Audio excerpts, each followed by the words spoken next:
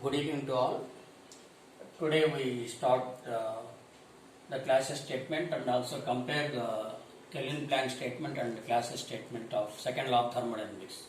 Just we'll revise the Kelvin-Planck statement, which states that all the heat cannot be converted into work. Some must get rejected or some heat must go as waste. For example, it is the source which is at T1 or TH high temperature. It is supplying a heat of Q1 or QH to the heat engine. According to this, some amount of heat is converting into work and the remaining amount is rejecting to the sink. Here source may be, for example, in case of steam turbines, the hot steam is a source. In case of gas turbines, hot gas is a source. In case of steam turbines or gas turbines, that expansion of steam or gas produces work on the turbine. In the IC engine, combustion of fuel, petrol or diesel is a source, and that expansion of the diesel or petrol gas molecules over the piston produces the work, and that is called as source. Sink means the place or the space which receives the heat is called as sink. For example, in the case of IC engines, atmospheric air is the sink. That is the heat that is going from exhaust manifold. In common language, we call it as silencer. That is not silencer. That reduces the sound of the exhaust gases. Therefore, that is called as silencer. Technically, it is exhaust manifold. The hot gases from exhaust manifold are let out into the atmosphere. That atmosphere is called as sink. Now, coming to the thermal efficiency, so here we can say that some amount of heat is converted into work and remaining amount of heat is rejected, which is not stated by first law. Now here we define heat engine. Heat engine is a device which produces work output by using heat input. Heat engine is a device which produces work output by using heat input. Now we can get the performance of heat engine by efficiency called as thermal efficiency is equal to work output by heat input. It means how efficiently thermal energy is converted into work output. The meaning of thermal efficiency means how efficiently heat is converted into work output is called as thermal efficiency. Thermal energy means heat energy. Now we write work output W by Q1. But W is equal to heat supplied minus heat rejected. That is Q1 minus Q2. How we will get? We will get here Q1. This is Q1. Out of Q1, some amount of this Q1 is converted into work and the remaining is rejected to the sink. Now this Q1 minus W is equal to Q2. From this, W is equal to minus W comes here. QW is equal to Q1 minus Q2. So W is equal to, we write Q1 minus Q2 by Q1 or QH minus QL by QH. H represents high temperature, L represents low temperature. That is heat supplied from high temperature, heat rejected to low temperature. Or simply you can also write heat supplied minus heat rejected by heat supplied. These two are easy to remember than 1, 2. Now, in case of reversible cycle, we write the formula as TH minus TL by TH. That is, instead of QH we write TH, instead of QL we write TL by TH. What is meant by reversible cycle and an irreversible engine or reversible engine? In the reversible, in the sense indicates the engine is not, the engine flywheel is not moving in the reverse direction. It is not called as mechanical. It is not the mechanical reversibility. It is thermodynamic reversibility, which means there are no losses due to friction, finite temperature difference, viscosity and transmission losses. That is, while transferring heat, only most of the heat should not get wasted because of friction or any transmission losses. And again, temperature, there should not be much temperature difference. The more the temperature difference, more will be the loss of heat. For example, in case of a hot coffee is there in a cup, then if you touch it, suddenly the heat transfer takes place from high temperature body to low temperature body. So if there is much finer temperature difference, there will be heavy loss of heat. Because of friction also, there will be changes in the transfer of heat, and there will be transmission losses also because of pure insulation, etc. Therefore, if these losses are there, then the cycle is called as reversible. In the next class, we can easily discuss, we can have a detailed discussion of reversibility, conditions for reversibility, what is meant by internal reversibility, total reversibility, external reversibility, and irreversibility. So now let us confine to this definition only. So efficiency of reversible cycle is given as Th minus TL by Th, that is equal to 1 minus TL by Th. While doing problems, they will give this low temperature and high temperature, or source temperature and sink temperature. Then we can find out the efficiency. Or they will give heat supplied and heat rejected, and we can calculate thermal efficiency. Now coming to the Clausius statement of second law, it states that it is not possible to transfer heat from low temperature body to high temperature body without work input. That is, say it is a low temperature body here, low temperature body,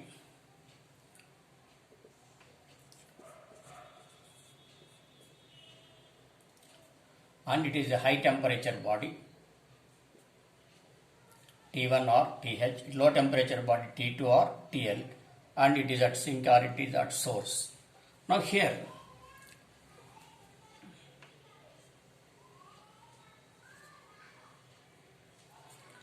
say this is a refrigerator.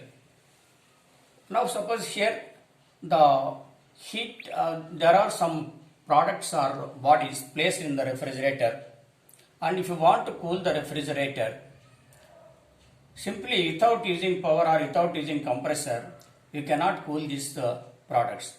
In order to cool these products, we have to extract heat from the products in the refrigerator, and by extracting heat and reject it to surrounding atmosphere, then only we can cool it. In order to cool these bodies or food items or fruits placed in the refrigerator, we should circulate the refrigerant.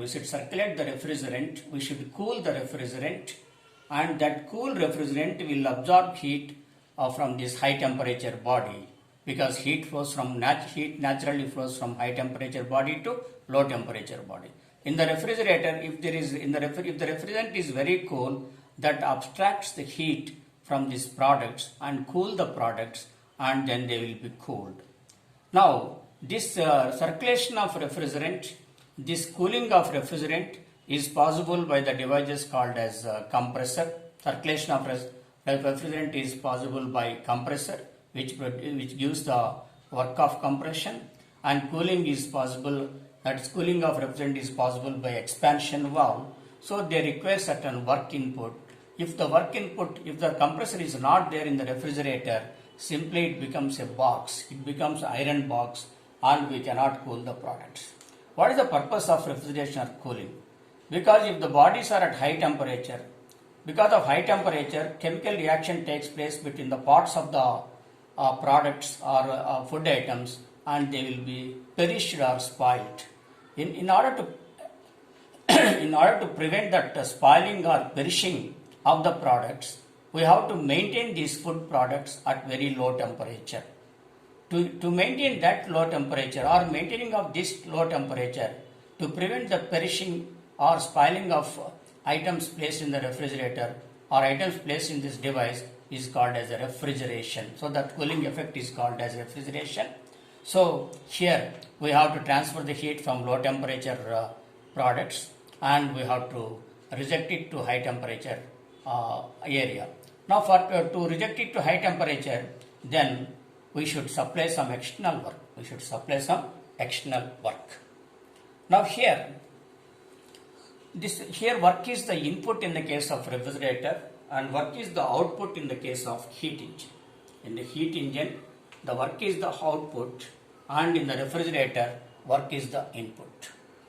Here, by utilization of heat from a source, we get work output. Here, by utilizing work input, we transfer heat from low temperature body to high temperature body. So again here, COP of refrigerator is given by cooling effect by work input. The desired effect here, I have marked with a red mark, desired effect. Cooling effect is the desired effect divided by work input, or heat abstraction by work input, or heat abstracted at low temperature by work input is always QH minus QL. Again here we can write W plus QL. QL plus W is equal to QH. Therefore, W is equal to QH minus QL. W is equal to QH minus QL. So, QH minus QL. And again, COP of refrigerator in terms of temperature, it is TL by TH minus TL. This is called as coefficient of performance. Now, come to the heat pump. This is the heat pump. Again, in the heat pump, desired effect is heating the body. Desired effect is heating the body. For example, in summer, in Western countries, there will be very cooling effect in the rooms. They may get heated by supplying hot air. By supplying hot air into the room will get heated. In order to supply the hot air, generally air is available from the surroundings or from surrounding atmosphere. We will take the heat from the surrounding atmosphere which is at low temperature, because in the winter definitely the surrounding atmosphere is at low temperature. We take some air from this surrounding atmosphere at low temperature.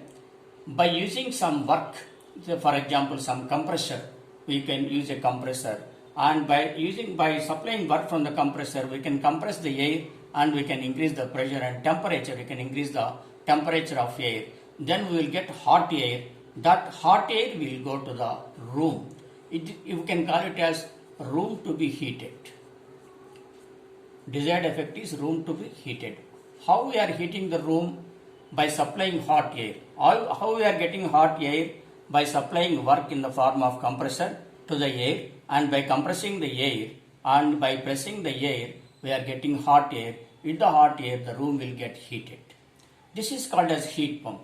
What is the basic difference between, what is the similarity between refrigerator and heat pump? Similarity is both use work as the input. The refrigerator uses work as the input. Heat pump also uses the work as input.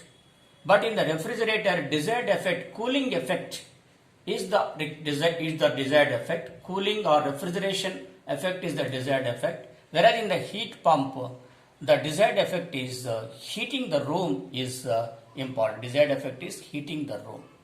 So, for both cases, work input may be the common input, but output, desired output is here. In the case of refrigerator, we write cooling effect. In the case of heat pump, we write heating or warming effect. Warming means heating. So, that is equal to Q added by W. Q added at high temperature QH by QH minus QL. Work is QH minus QL, or COP is equal to, COP of heat pump is TH minus TH by TH minus TL. This is important while you are going for refrigerator companies like Voltas and some number of national and international companies. Whenever you go for interview or whenever you have a written test, these things are important. That is, what is the main difference? What is the basic difference between these two are important. Remember, I will remind you that in the case of refrigerator, the desired effect is refrigeration, heat absorbed from the bodies at low temperature. Then we have to cool the bodies. In the case of heat pump, heat is added to heat the room or to warm the room, which is cool during the summer. It is cool during the winter, and we have to heat that room. Here, heating the room is important. Here, cooling the products is important. Now, so please go through these figures and equations. Then it is very easy for you to do the problems. And we in the next class we do some basic problems of as the application of both heat engine and refrigerator as well as heat pump. And in the next class we compare the COPs of refrigerator and heat pump, and again we also compare the that thermal efficiency and again COP, and also we take up the concept of reversibility, which is very interesting. Thank you.